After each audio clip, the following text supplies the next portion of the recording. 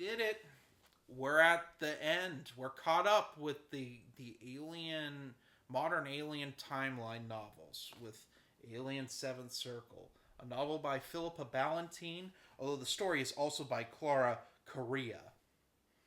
Um, this is a pseudo sequel to Inferno's Fall, starring our favorite android, May, Zula Hendrix' daughter, that's a synthetic. Oh boy! Um, what is this book? So it opens with an action set piece where May and Rook, the Rook from Into Cadras that was in a couple chapters that helped Blue Marceau out, uh, they're trying to escape this space station that has xenomorphs all over the place. Where we have an obligatory fight with the David android for no other reason than for fan service to Covenant. Because why do we need that? I don't know. I don't think there's anyone that's a fan of Covenant other than Ridley Scott, and he doesn't read these books. I guarantee that. Um, so we cut to May being found by this family that are salvagers. There's Lenny and his family, and they're UPP citizens. So once again, we're dealing with the Union of Progressive Peoples. Um, Lenny has a brother and parents that were UPP soldiers. Mom's a bit on the overbearing side, and dad's a nothing burger. I mean, I'm serious. I don't remember their names. They're not that important. Lenny's the only one that's important. And he's an augmented person, which means he had a birth defect and they had to pay to have a prosthetic put in under one of his, like in his brain, under one of his eyes. And so he's like part cyborg now. Well, according to this book, this is a normal thing that happens in this universe now. Now I can count the amount of people I remember having like robot prosthetics in the alien timeline on one hand, and most of them are from this book. It's not unheard of, but it's a very weird thing. But I guess it is all the rage now, according to Philippa Ballantine, to augment yourself because you can't gene splice, which is a big thing. That's a big illegal thing in all of the worlds, like empire, like the three world empire, the United Americas, the UPP. They all, it's a big no no to change your genes and like mutate yourself. But you can cut things off and put robot pieces on. You remember the weird terrible scooter speeder gang from Book of Boba Fett? Yeah, everyone's like that now for some reason. I don't know. It instantly takes away from Lenny. But anyway, Lenny finds May's escape pod, and May has lost her memories of what happened, and so we'll get flashbacks of like what happened prior to this, and then it'll cut forward.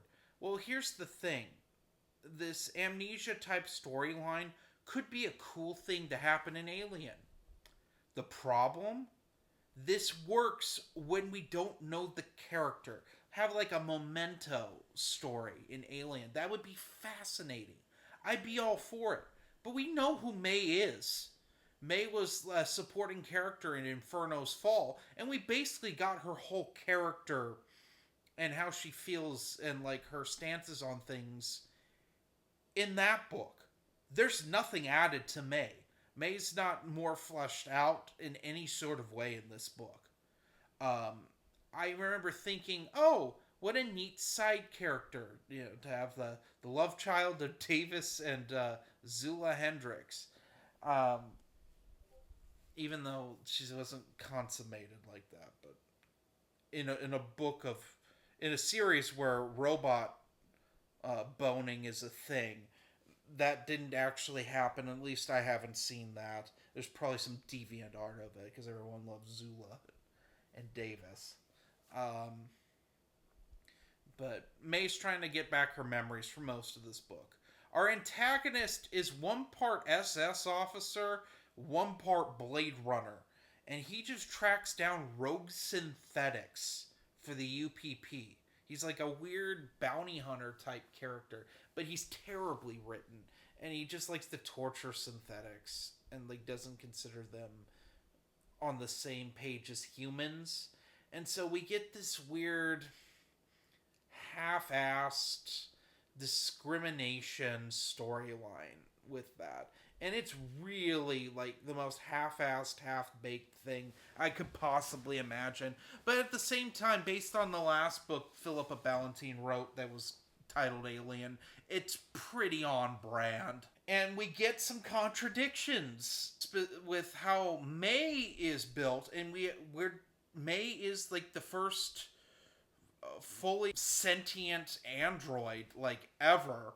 Although there's some other things going on that with another android that are pretty strange, especially at the end. But I won't spoil that. I don't know. It's weird.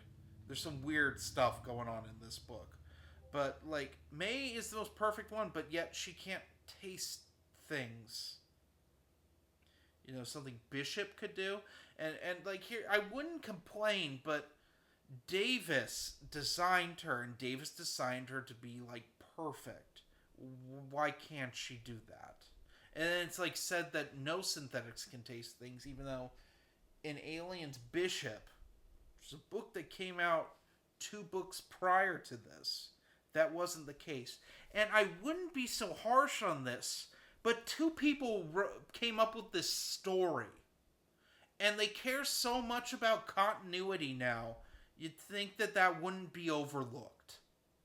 They care about continuity. I put that in quotations because when half of your Xenopedia is like dedicated to goofs, there's a goofs tab, you know that there's a problem with your books. And this is just a prime example of that. I'm so frustrated with the amount of like not giving a crap about continuity in these Alien books when they make this big ass stink right around the time like Into Cadris comes out. We get this big stink that everything has to tie in together. Like we're gonna make this effort. We're defining this we're on this definitive timeline for Alien for our new books. And like that's the whole point of Titan Books, like rebranding it as Alien rather than Aliens, although randomly they go back for nostalgia bait purposes and call books Aliens instead of Alien. They did their reboot, and now they have Marvel like doing these books under the 20th Century Fox imprint, and so everything's in continuity with one another, but it doesn't feel that way. And this is the amalgamation of that. And like this book just doesn't work. This book is the equivalent of watching like if someone flung diarrhea at a wall and then just watched it like dry to a wall. That's Alien Seventh Circle. It's just nasty. Like there's some like torture in this to the androids. It's just uncomfy, and it's just edgelord content. Like it's not done for the sake of making the. I mean, it is to a certain extent making the story flow and putting stakes in, but like you don't care about May.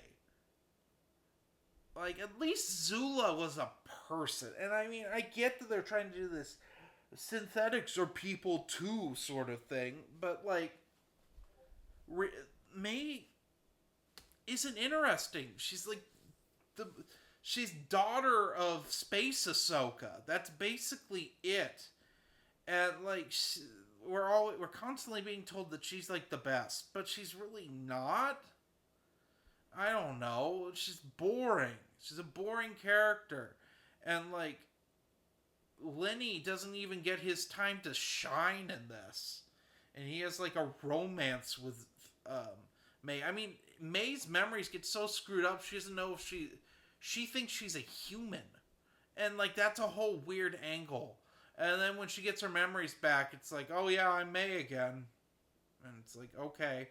And then we conveniently tie the two stories together, and it's just half-assed and dumb. We get a little sting for a third Philippa Ballantine book, but honestly, I don't think I could stomach another one of these.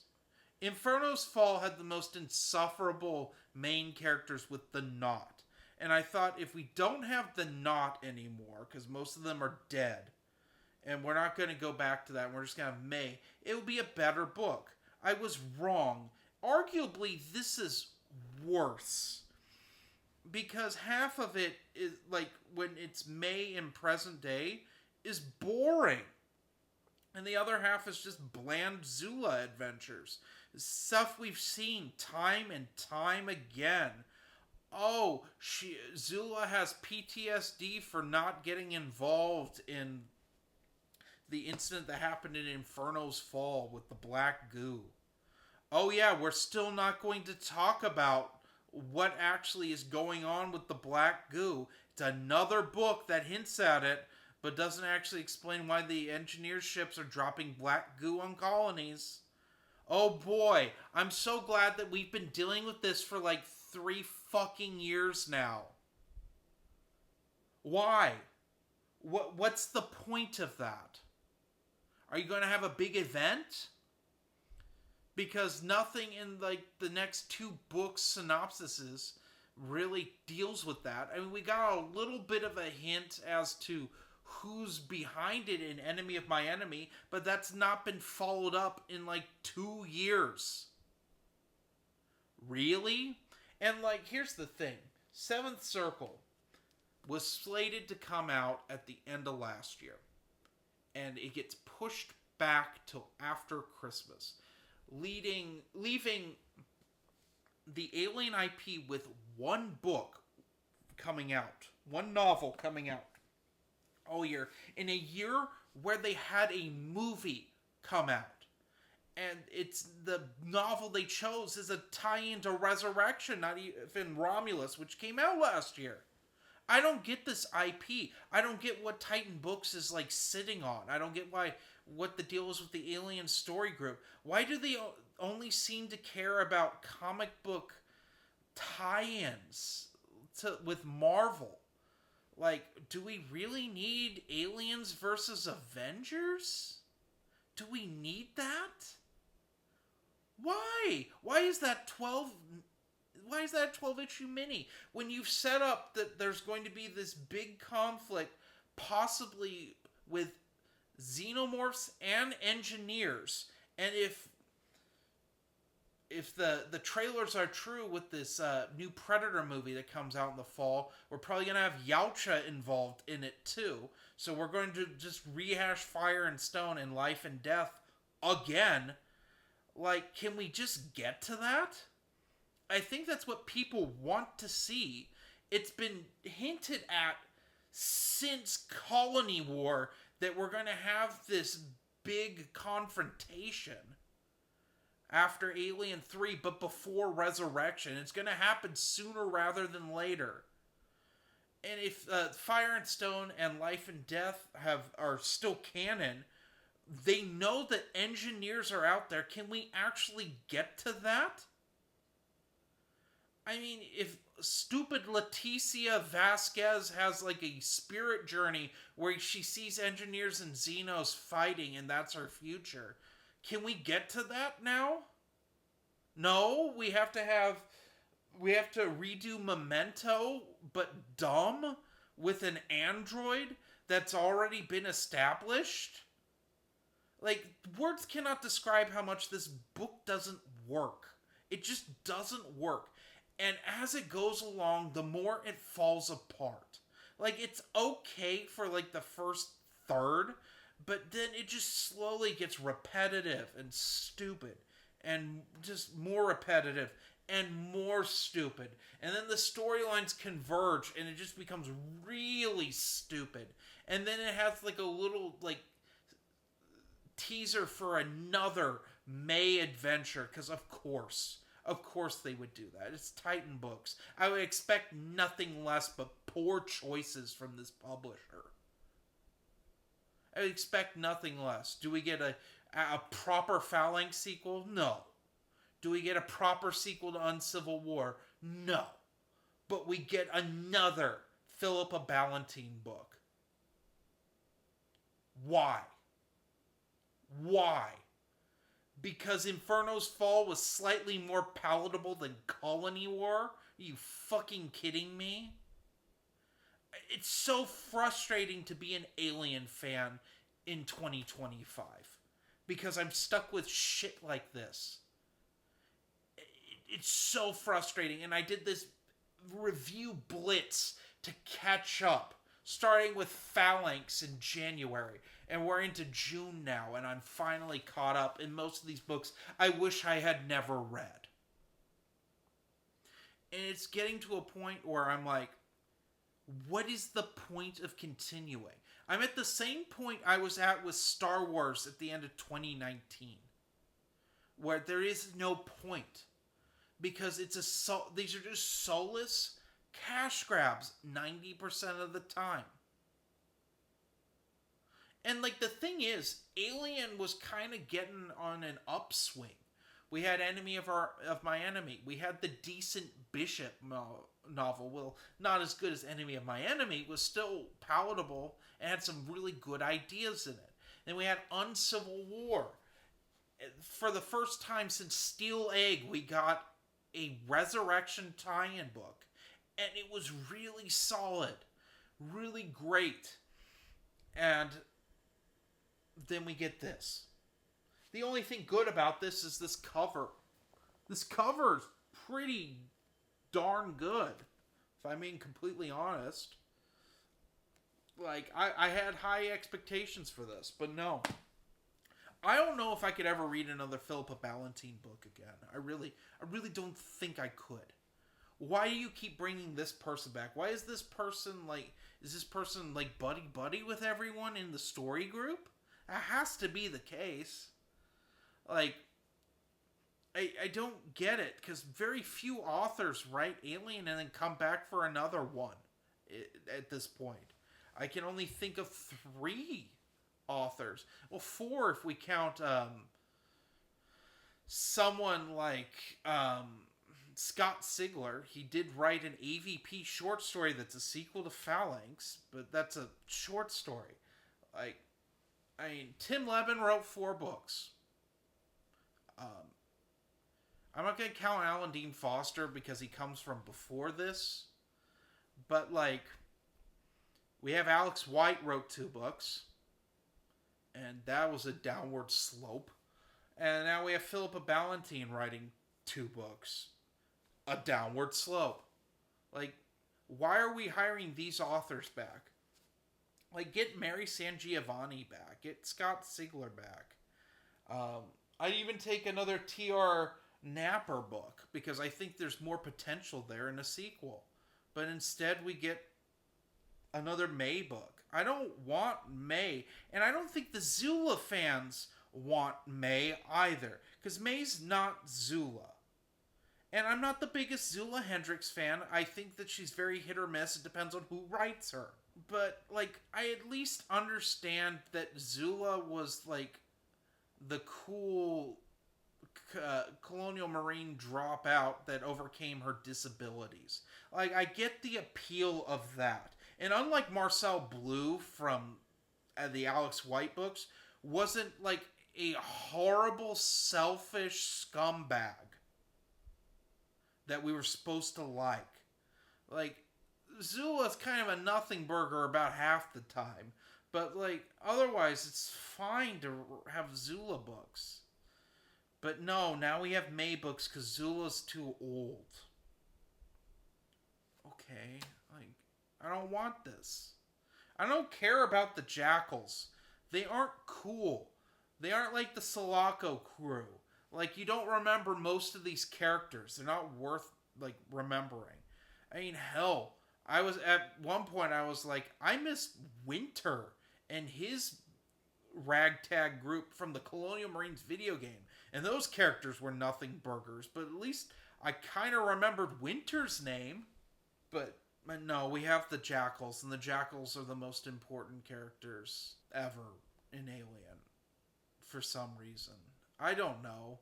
I don't get this. I don't get this at all. I don't get this continuity, I don't get anything. What would I rank this? It's a 1 out of 5. Don't read this. It's not worth your time to check out. And there's a reason it got delayed 2 months. So, anyway, that's all I have.